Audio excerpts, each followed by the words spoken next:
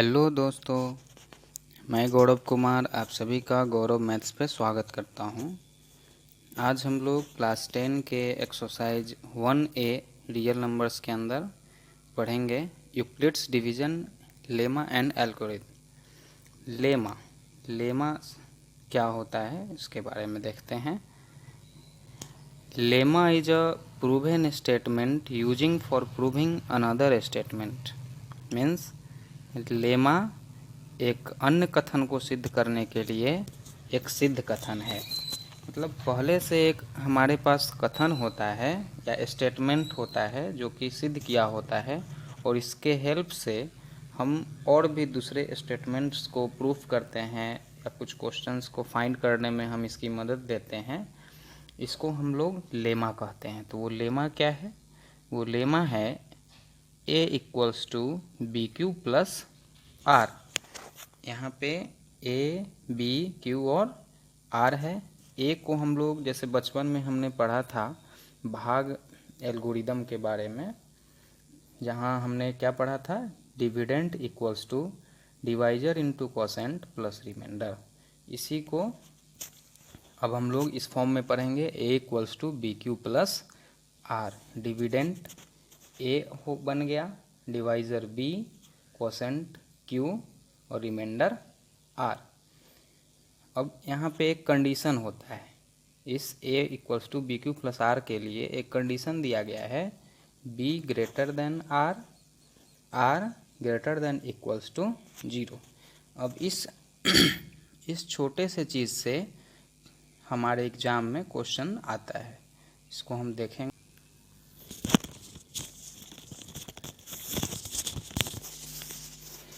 अब A equals to b q plus r where B greater than R, R greater than equals to 0। इससे कैसे question बनता है exam में? छोटा सा क्वेश्चन पूछ लिया जाता है कि निम्नलिखित में से कौन सा सही है। अब हमारे पास ऑप्शन होता है, मान लीजिए B greater than R greater then 0, पहला ऑप्शन हो गया। सेकेंड ऑप्शन हो गया B ग्रेटर देन R और less than equal to 0। Third option हो गया 0 less than equal to R less than B। Fourth option हो गया 0 equals to R less than B। अब इनमें से कौन सा ऑप्शन सही होगा तो हम देखते हैं। तो यहाँ पे क्या बोला है कि B greater than R, R हमेशा B से छोटा होगा, और R क्या होगा कि R greater than equal to 0, और R 0 से बड़ा या बराबर होगा। मतलब R जो है 0 हो सकता है, 1 2 3 4 5 6 कुछ भी हो सकता है, लेकिन B से कम होगा। मान लीजिए B हमारा 6 है, B हमारा क्या है 6 है 6, तो R क्या हो सकता है? तो R 0 से बड़ा हो सकता है, 0 के बराबर हो सकता है। तो R 0 1 2 3 4 5 हो सकता है, 6 नहीं हो सकता है। क्यों? क्योंकि B से छोटा होगा R। तो इसी प्रकार से यहाँ पे इस ऑप्शन को हम लोग देखने का कोशिश करेंगे कि कौन सा ऑप्शन यहाँ पे सही होगा। तो B लेस, फर्स्ट ऑप्शन में B बड़ा है और R छोटा है, यहाँ तक सही है। फिर बोल रहा है R बड़ा है और 0 छोटा है, सही है, लेकिन पूरी तरह सही नहीं है। क्यों? क्योंकि R 0 से हमेशा बड़ा ही नहीं होगा, 0 के बराबर भी हो सकता है। इसीलिए हम फर्स्ट ऑप्शन हमारा कैंसिल हो गया। अब हम देखते हैं सेकेंड ऑप्शन को। सेकेंड ऑप्शन है हमारा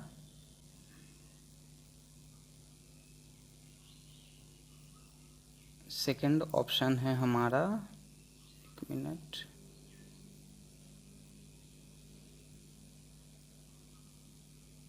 सेकेंड ऑप्शन है हमारा B बड़ा है R, सही है। यहाँ पे B R से बड़ा होगा।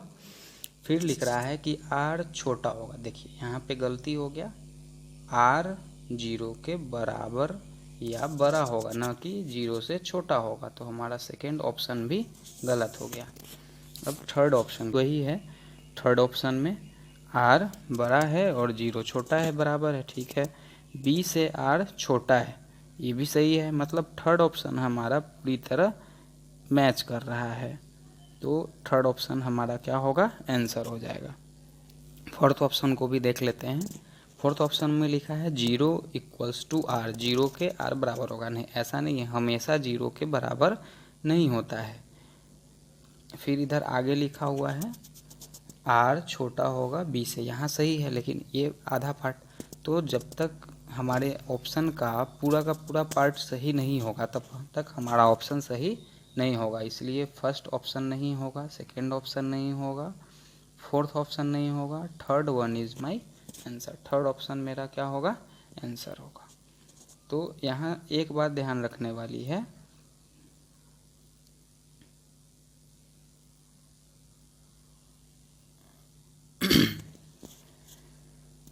कि आर हमेशा बी से छोटा होगा, मतलब बी अगर 6 है तो आर क्या होगा, 5 4 3 2 1 0 तक होगा। बी अगर 5 है, बी अगर 5 होगा तो आर क्या होगा, 0 से 4 तक होगा।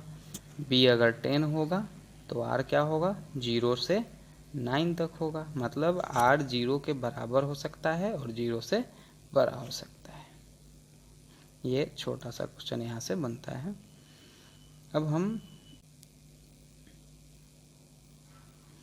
अब एल्गोरिदम क्या होता है, एल्गोरिदम के बारे में देख लेते हैं। एल्गोरिदम एल्गोरिदम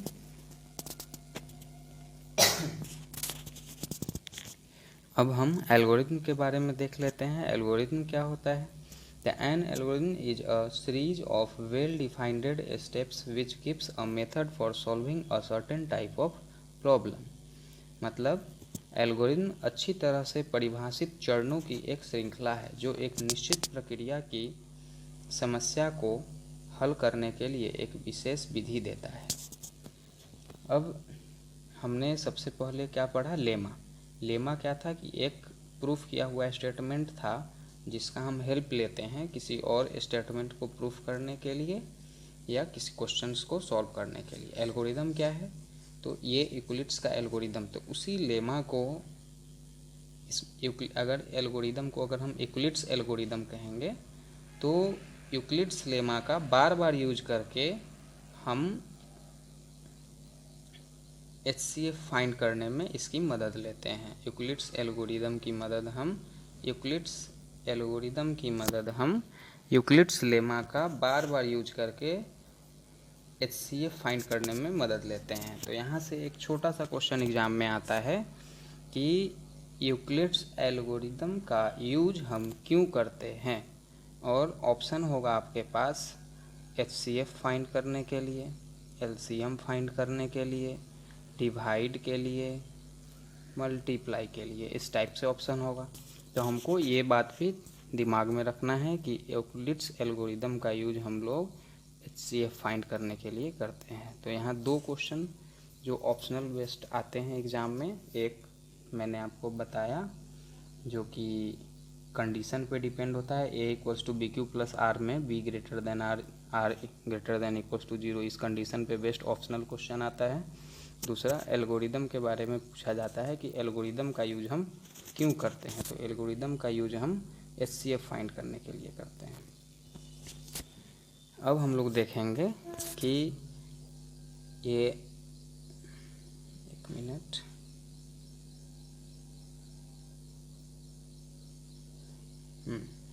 अब हम लोग देखेंगे कि इस एल्गोरिदम का यूज करके, यूक्लिड्स एल्गोरिदम का यूज करके हम लोग कैसे HCF फाइंड करते हैं।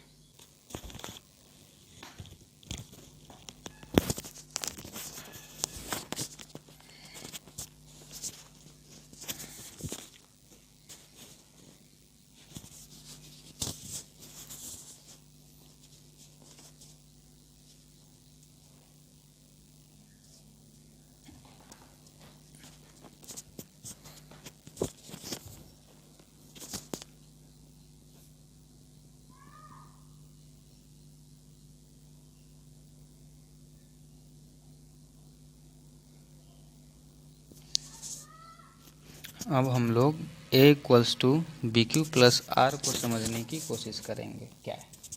तो जब हम लोग डिवाइड करते हैं तो ये मिडिल में एक टर्म होता है जिसको हम कहते हैं भाज्य, डिविडेंड। तो उसी को हम a कहते हैं। मान लो कि हम 5 से डिवाइड कर रहे हैं 13 को, 5 से 13 को डिवाइड कर रहे हैं। तो 13 को डिवाइड करना है तो जिस नंबर में हम डिवाइड करते हैं तो 13 क्या हो गया, a हो गया, भाज्य हो गया। और ये 5 से डिवाइड कर रहे हैं तो 5 क्या होगा, ये हमारा b हो जाएगा, डिवाइजर। और 5 से अगर हम 13 में डिवाइड करेंगे तो कैसे डिवाइड करते हैं, 5 1 जा 5, 5 2 जा 10, 5 3 जा 15। मतलब जैसे ही 15 ज़्यादा हो गया तो उसे एक इक्वल टाइम, यहाँ 13 के इक्वल या 13 से कम, तो 5 2 जा, तो ये 2 क्या हो गया हमारा, कोसेंट हो गया। 2 को हम कहेंगे कोसेंट। तो 13 डिविडेंट 5 डिवाइज़र 2 कोसेंट, मतलब 13a हो गया, 5b हो गया और 2 हमारा q हो गया। अब यहाँ पे 10 फिर माइनस करने के बाद 3, तो ये 3 हमारा क्या हो गया, ये हो गया हमारा रिमाइंडर r। तो ये एक प्रोसेस है, ये लेमा हो गया। अब इसी लेमा का हम बार बार यूज करेंगे। अब फिर हम क्या करेंगे कि अच्छा, ये हमने अभी थोड़ी देर पहले क्या सीखा था कि a equals to b q plus r HCF find करने की प्रोसेस है, HCF फाइंड करने का प्रोसेस है। अब ये HCF हम कब समझेंगे कि हमारा HCF फाइंड हो गया, तो जैसे इसमें हमने डिवाइड किया तो डिवाइड ये क्या आया, रिमाइंडर हमारा 3 है। अब जो हमारा रिमाइंडर होगा उसको हम डिवाइजर बना देंगे और पहले वाला, इसके जस्ट पहले वाले स्टेप में जो हमारा डिवाइजर होगा उसको हम डिविडेंट बना देंगे। जैसे 5 यहाँ पे आ जाएगा। अब जो प्रोसेस हमने पहले किया था लेमा, वही लेमा हम फिर से यूज करेंगे। 3 1 जा 3, रिमाइंडर क्या हो गया 2, फिर से यही प्रोसेस करेंगे, रिमाइंडर हमारा डिवाइजर बन जाएगा और इसके ऊपर वाला डिवाइजर 3 हमारा डिविडेंड बन जाएगा। फिर हम डिवाइड करेंगे, 2 1 जा 2, अब हमारे पास रिमाइंडर कितना होगा, 1 होगा। फिर हम इस 1 को ये 1 जो हमारा रिमाइंडर है इसको फिर से हम डिवाइजर बनाएंगे 2 को। एक मिनट,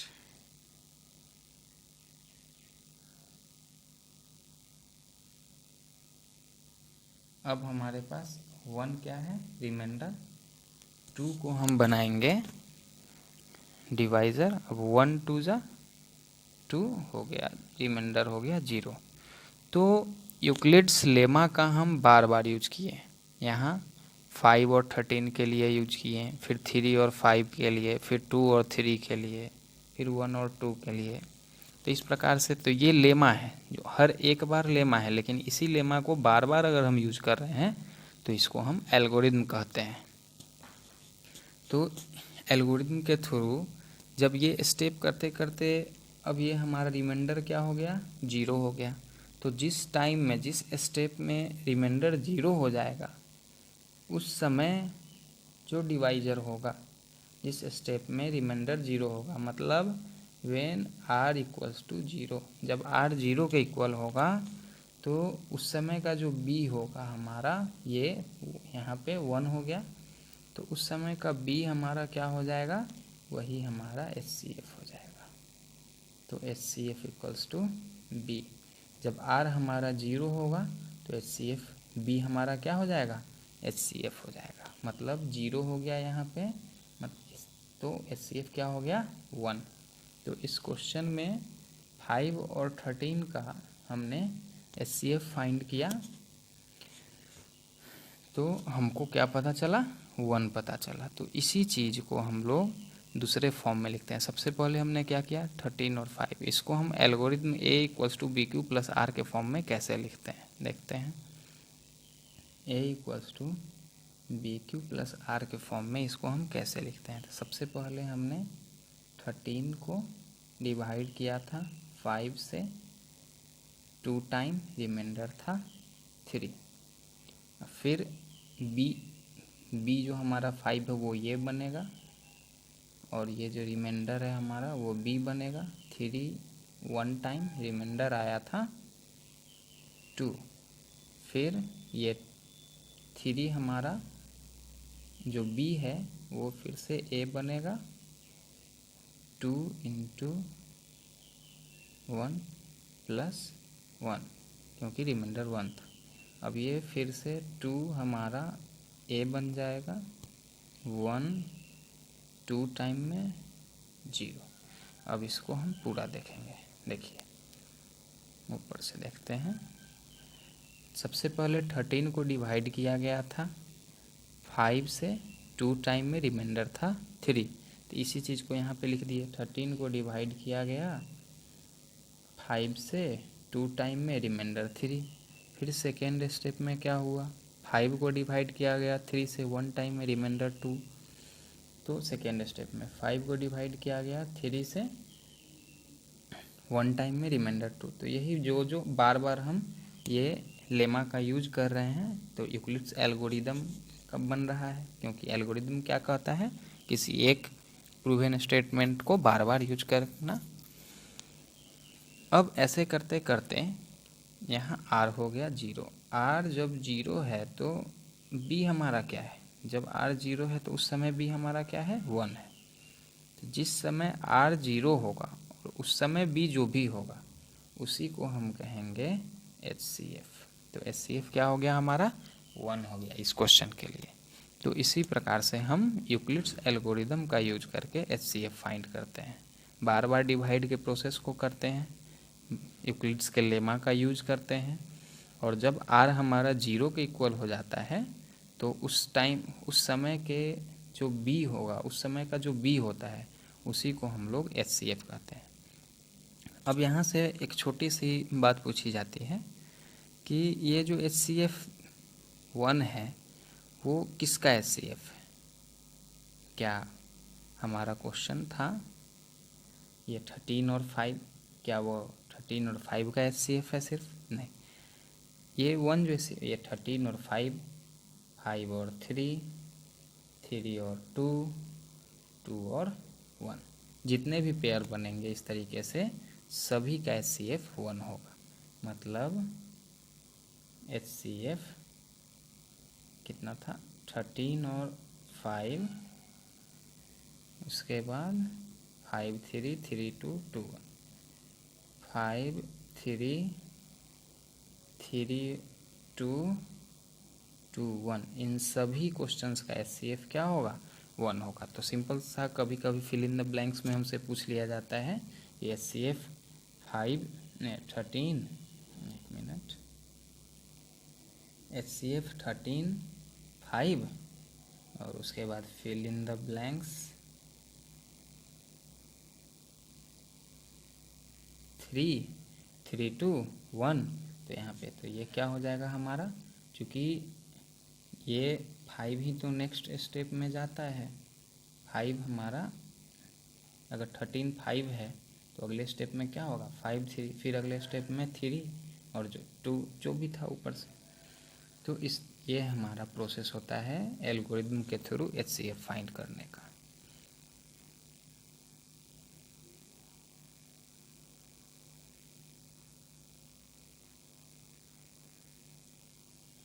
ये मेरा फर्स्ट वीडियो है, कुछ गलती हुई हो तो माफ़ करें। वीडियो को पूरा देखने के लिए आप सभी दोस्तों का बहुत बहुत धन्यवाद। मिलते हैं अगले वीडियो में।